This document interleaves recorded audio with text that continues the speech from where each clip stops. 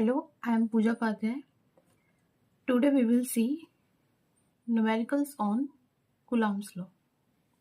First numerical is force of attraction between two point charges placed at a distance r is F.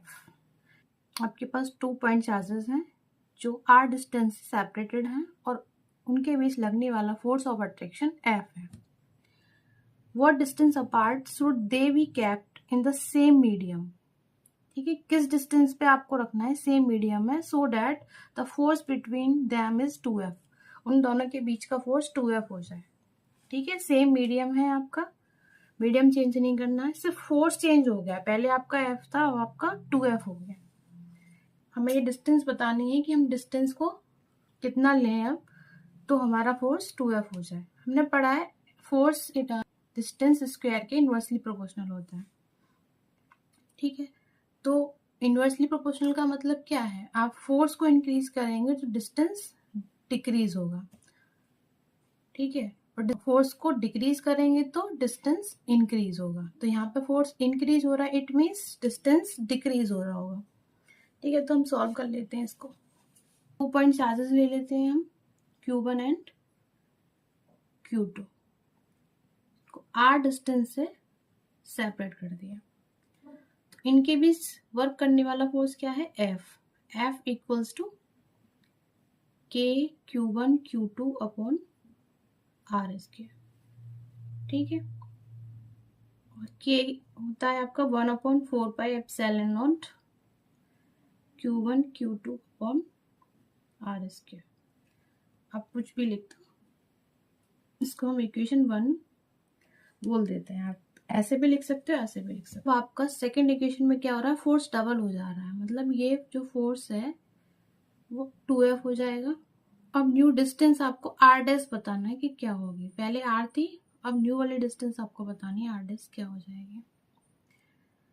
तो Q1 K Q1 Q2, देखो medium same है आपका तो आप K पूरा एक कांस्टेंट लेके चल सकते हैं, कोई प्रॉब्लम नहीं है.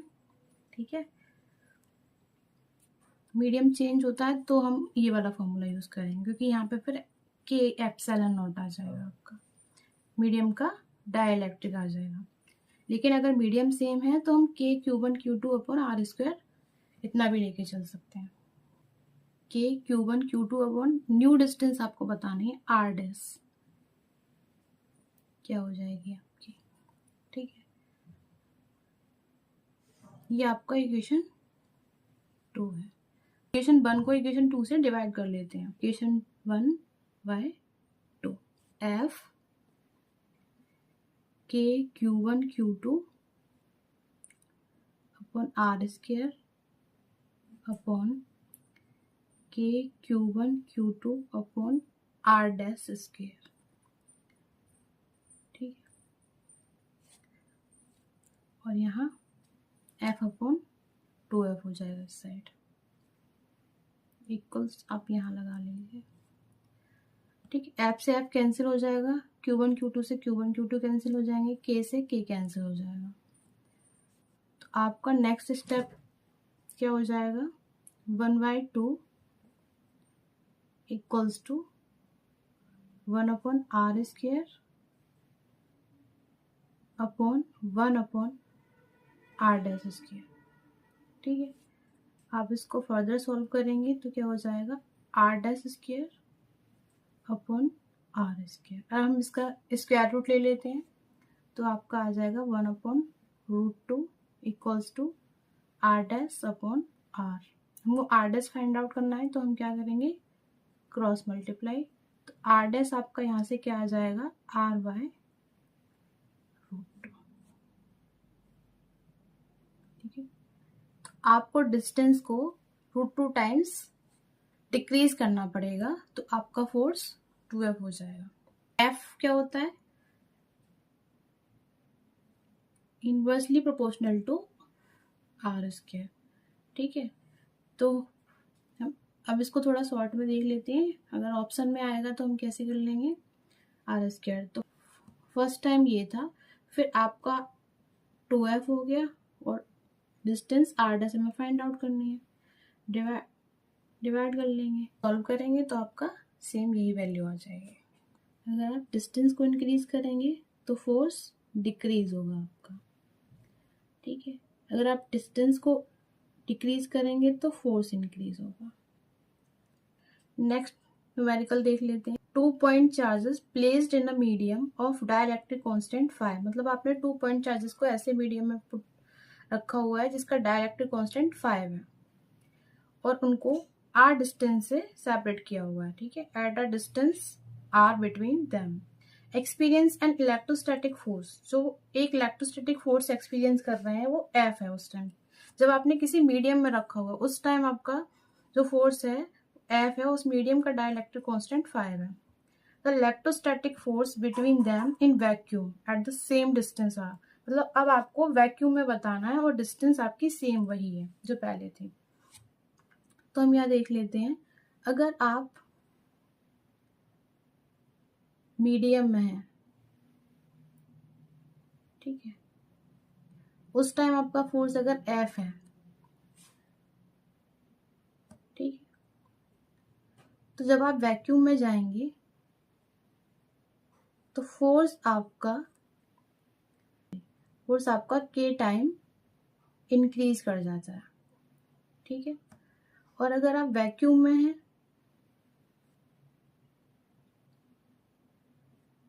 उस टाइम फोर्स F है आपका और फिर आप मीडियम में जाते हैं तो फोर्स आपका K टाइम डिक्रीज कर जाता है।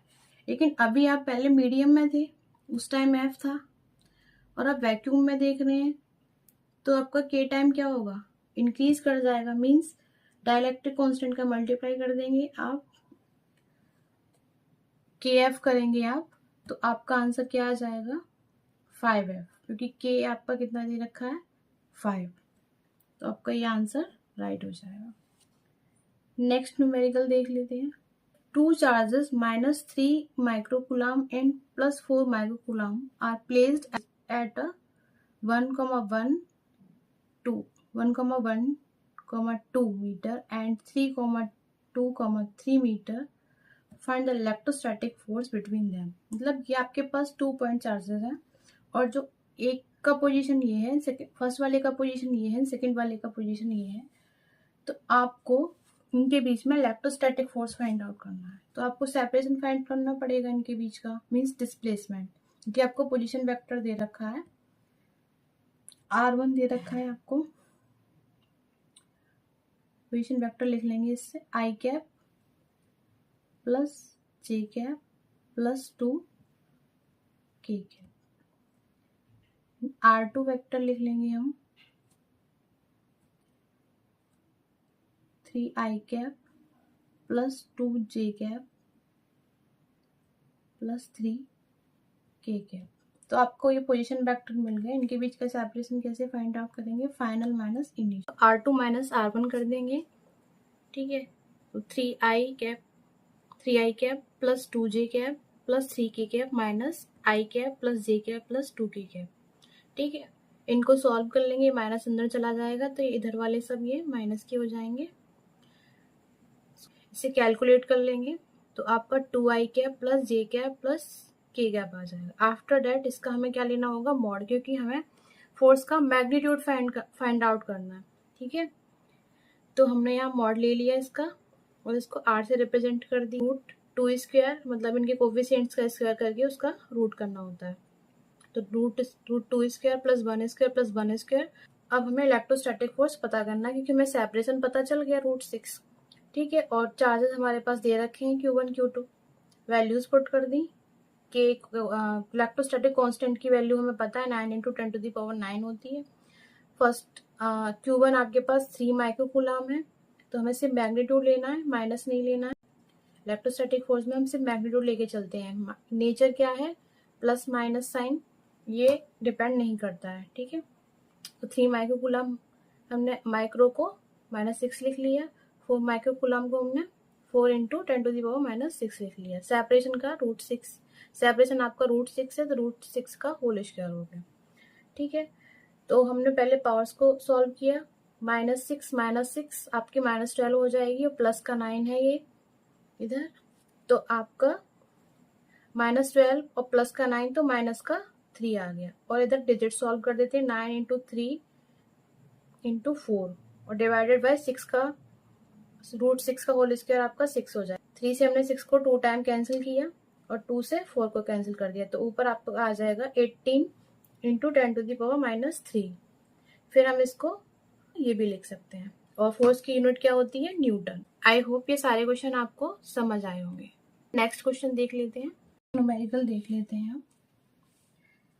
If charge sphere A having charge Q is brought in contact with an uncharged identical sphere V, this initially uncharged sphere is touched with another identical sphere having charge Q. Find out the force between A and C if V is removed from contact. आपके पास क्या है? Sphere A है जो charged है, ठीक है। Let sphere A it is charged, let इस पे Q चार्ज है, ठीक है। Brought in contact with an uncharged identical sphere B, ठीक है। आपने क्या किया है? इसको एक अनचार्ज स्फीयर B है, वो भी आइडेंटिकल है, और अनचार्ज का मीनिंग क्या है? इस पर कोई चार्ज नहीं है। आपके एक स्फीयर आपका है थर्ड C, वो भी आपका वो चार्ज स्फीयर है। एक नया स्फीयर है आपके पास C और वो भी कैसा है? चार्ज्ड है। हमने तीनों स्फीयर ले लिए, A जिसके पास Q चार्ज है, B जो अनचार्ज्ड है, एंड C जिसके पास Q चार्ज है। फर्स्ट उन्होंने क्या किया है कि a charged sphere A having charge Q is brought in contact with uncharged identical sphere B. A को B के साथ पहले कनेक्ट कराया है इन्होंने, ठीक है। कांटेक्ट कराया मींस मैंने ऐसे थोड़ा बाहर से कांटेक्ट करा दिया, तो इन पे क्या होगा? इक्वली चार्ज डिस्ट्रीब्यूशन हो जाएगा। तो इसके पास भी जो नया चार्ज आएगा स्फीयर A एंड B पर, दोनों पर सेम आ जाता है। आइडेंटिकल का केस में आपको पढ़ा चुकी हूँ, दोनों स्फीयर पर सेम चार्ज डिस्ट्रीब्यूट हो जाता है, टोटल का हाफ करके। Q1 एंड Q2 आपके पास कितने आ जाएंगे? Q1 dash and Q2 dash, QA dash and QB dash आपके पास क्या आ जाएंगे? Q plus 0/2। इट मीन्स आपके पास तो आपका QA dash and QB dash दोनों Q/2 हो जाएंगे। अब हमें क्या देखना है? नेक्स्ट लाइन पढ़ते हैं। This initially uncharged sphere is touched with another identical sphere C having charge Q. जो इनिशियली अनचार्ज स्फीयर था उसको हमने स्फीयर C के साथ में टच कराया है, वो भी कैसा है? आइडेंटिकल है आपका, और उसके पास चार्ज कितना है? Q। तो इनिशियली अनचार्ज कौन सा था हमारा? B। तो हमें क्या करना है? B को C के साथ टच कराना है, ठीक है। तो B को जब हम C के साथ टच कराएंगे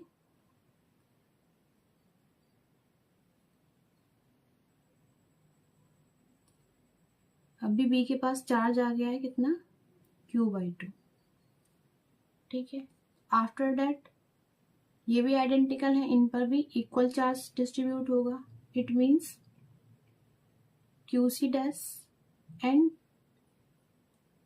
इसको हम बोल देंगे अब QB डबल डैश, क्योंकि ये पहले से ऑलरेडी QB डैश था, ठीक है। तो कितना आ जाएगा? इक्वल आएंगे दोनों पर, Q प्लस Q/2 अपॉन 2। तो आपका आंसर कितना आ जाएगा?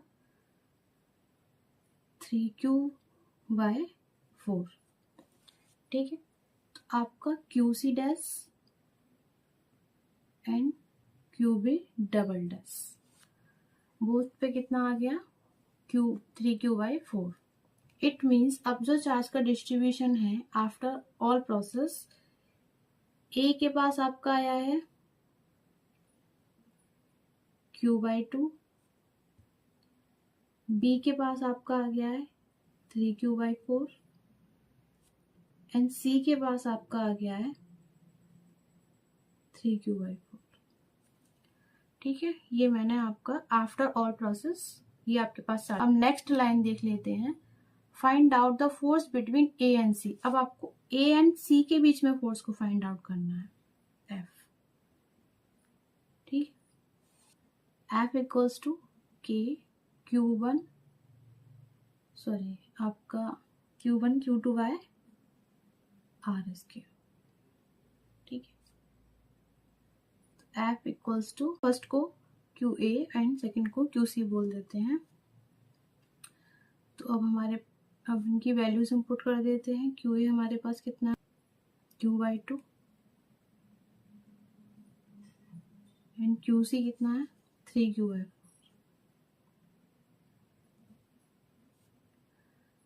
Upon are square. तो हमारे पास फोर्स क्या आ जाएगा, K 3 को बाहर आगे ले लेते हैं एंड 2 × 4 8 को भी आगे ले लेते हैं और Q² अपॉन आर स्क्वायर। ये आपका फोर्स आ जाएगा ए एंड सी के बीच में। ठीक है, यही आपसे पूछा है। फिर से देख लेते हैं, हमारे पास क्या था, 3 चार्ज स्फीयर थे, ए बी एंड सी। ठीक है, पहले हमने ए को बी से कनेक्ट कराया, बी अनचार्ज था आपका, और ए पर आइडेंटिकल वाला कॉन्सेप्ट पढ़ा चुकी हूँ कंडक्शन में, तो वही यहाँ पे यूज हुआ है। तो आपका आइडेंटिकल के केस में हाफ डिवाइडेड हो जाता है, तो ये यहाँ पे आपका Q dash and QB dash Q/2 आ गया। आफ्टर दैट सी एक अदर चार्ज स्फीयर था, और जो इनिशियली अनचार्ज स्फीयर था उससे टच कराना था। ठीक है, तो इनिशियली अनचार्ज हमारा बी था, तो हमने इससे टच करा दिया आफ्टर इस प्रोसेस के। ठीक है, तो टच कराने के बाद ये भी आइडेंटिकल है, तो यहाँ भी इक्वली डिवाइड हो जाएगा, आपका 3Q/4 आ गया। तो फाइनली हमारे पास ए पर चार्ज आया हमारा Q/2, बी पे आया 3Q/4 एंड सी पे आया Q/4। ठीक है, तो हमें ए और सी के बीच में फोर्स को फाइंड आउट करना था, तो हमने ये फॉर्मूला लगा लिया इलेक्ट्रोस्टैटिक फोर्स का और वैल्यूज पुट कर दी और आंसर हमें ये मिल गया ए एंड सी के बीच में। ठीक है, नेक्स्ट न्यूमेरिकल देख लेते हैं। 2 point charge A and be having +Q and -Q respectively are placed at certain distance apart and force acting between them F। आपके पास 2 पॉइंट चार्जेस हैं, +Q एंड -Q, और एक सर्टेन डिस्टेंस पे place किए हुए हैं। If 25% charge of A is transferred to B, 25% charge A से हमने B पर ट्रांसफर कर दिया है। Force between the charges becomes, इन दोनों फोर्सेस के बीच में चार्ज क्या हो जाएगा, ये हमसे पूछा गया है। ठीक है, हमारे पास पहले initially +Q and -Q charges थे, एक सर्टेन डिस्टेंस से सेपरेटेड थे, उस टाइम उन पर फोर्स F एक्ट हो रहा था। ठीक है, फोर्स आफ्टर दैट 25% A से हमने B को ट्रांसफर कर दिया। अब फोर्स कितना हो जाएगा ये हमें बताना है। तो फर्स्ट हम देख लेते हैं, हमारे पास +Q एंड -Q ये चार्जेस हैं। ठीक है, एक सर्टेन डिस्टेंस लेट से R से सेपरेटेड है, उस टाइम इनके बीच में जो फोर्स वर्क कर रहा है वो कितना है, F इक्वल्स टू, इस टाइम इनके बीच एक्टिंग फोर्स F है, K Q1 Q2 दोनों सेम है, मैग्नीट्यूड लेना है आपको अपॉन R स्क्वायर, तो आपका हो जाएगा KQ² अपॉन R स्क्वायर। ठीक है, अब आपने क्या किया, 25% Q से लेके, ठीक है, A से लेके B को ट्रांसफर कर दिया है। ये A है आपका एंड ये B, इसका 25% आपने इसको दे दिया है। ठीक है, इधर से माइनस करके इसको दे दिया, तो अब इसके पास कितना रह गया, 75%, और इसके पास कितना हो जाएगा, इसके पास 100% था अपना। ठीक है, 25% माइनस कर दिया, 75 रह गया, इसके पास भी पहले अपना 100% होगा। ठीक है, अब ये 25% इसमें और ऐड हो रहा है, ये प्लस का है। ठीक है, माइनस का आपके पास 100% है, सॉरी, एंड प्लस का आपके पास 25% है। ठीक, अब आपको बताना है आपके पास जो ओवरऑल फोर्स है वो क्या हो जाएगा। ठीक है, तो प्लस क्यू का 25% कितना होगा, Q/4। ठीक है, Q/4 आपने इधर इसको दे दिया, इसके पास पहले माइनस क्यू था और Q/4 इधर प्लस का आ गया। ठीक है, तो ओवरऑल जो V पर चार्ज है वो कितना हो जाएगा आपका,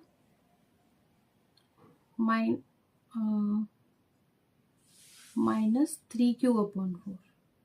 ठीक है, एंड इसमें से आपको माइनस करना पड़ेगा, इसमें से आपको क्या करना पड़ेगा, -Q/4। तो इधर जो A पर चार्ज आएगा आपका वो कितना आ जाएगा, Q - Q/4 equals to 3Q/4। ठीक है, तो इसके पास होगा प्लस का 3Q/4, डिस्टेंस वही है। अब आपको फोर्स निकालना है इन दोनों के बीच, तो F equals to K QA QB upon R²। तो F equals to K 3Q/4, और आपको सिर्फ मैग्नीट्यूड लेना है तो साइन नहीं लेना होता है। यहाँ पे फोर्स में कभी भी हम साइन नहीं लेते, सिर्फ मैग्नीट्यूड लेते हैं, Q/4 upon R²। After solving this आपका आंसर क्या आ जाएगा, F इक्वल्स K 9, आप बाहर 3 × 3 9 बाहर ले लेंगे, 4 × 4 16 बाहर ले लेंगे, K Q² अपॉन R²। ठीक है, ये आपका F' आया है आफ्टर ट्रांसफर, और ये वैल्यू किसकी है, F की। इक्वेशन फर्स्ट हम इसको बोल देते हैं, इसको इक्वेशन सेकंड बोल देते हैं। Comparing equation first and second, तो आपका क्या हो जाएगा, F' 9/16, और ये आपके पास F की वैल्यू है F, तो आपका 9/16 टाइम हो जाएगा F'। ठीक है, यही आपको बताना था बिकम्स कितना हो जाएगा, तो आपका 9/16 times of initial electrostatic force